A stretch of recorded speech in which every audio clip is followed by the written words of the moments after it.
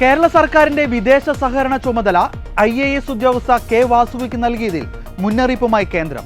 സംസ്ഥാന സർക്കാർ ഭരണഘടന മറികടക്കരുതെന്നാണ് നിർദ്ദേശം.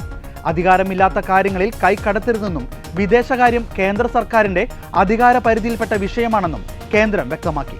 The Kerala government had issued an order where they had have appointed a secretary in charge of external cooperation. So foreign affairs is not a concurrent subject and definitely not a state subject. Our position is that state government should not intrude into matters that are beyond their constitutional jurisdiction. വാസുകിയുടെ നിയമനത്തിൽ ശക്തമായ വിമർശനമാണ് കേന്ദ്രം ഉന്നയിച്ചിരിക്കുന്നത്.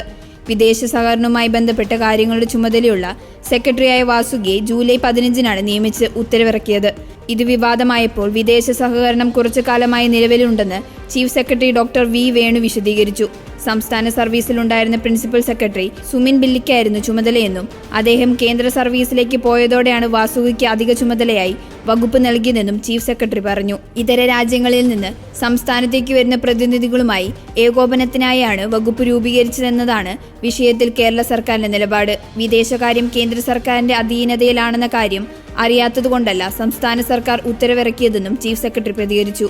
കേന്ദ്രമാണ് വിദേശകാര്യം നോക്കുന്നതെന്നും വാസുകി IASന്റെ നിയമന കാര്യത്തിൽ കേരള സർക്കാരിന് ഒന്നും ചെയ്യാൻ കഴിയില്ലെന്ന് അഭിപ്രായമായി കേരള ഗവർണർ ആരിഫ് മുഹമ്മദ് ഖാൻ എത്തിയിരുന്നു. തിരുവനന്തപുരത്തെ മാധ്യമപ്രവർത്തകരുമായി സംസാരിക്കുകയായിരുന്നു അദ്ദേഹം. അതായത് ഏതാണ് സെൻട്രൽ ലിസ്റ്റ്, ഏതാണ് എല്ലാ നിലയിലുമുള്ള ഏതാണ് കൺകറന്റ് ലിസ്റ്റ്, ഏതാണ് അങ്ങനെയുള്ള അടിസ്ഥാന കാര്യങ്ങളിൽ അത്യാവശ്യം വിവരം സംസ്ഥാന സർക്കാരിന്റെ ഉദ്യോഗസ്ഥർക്ക് ഉണ്ടെന്ന് മാത്രമേ ഈ സമയത്ത് ഞാൻ പറഞ്ഞു.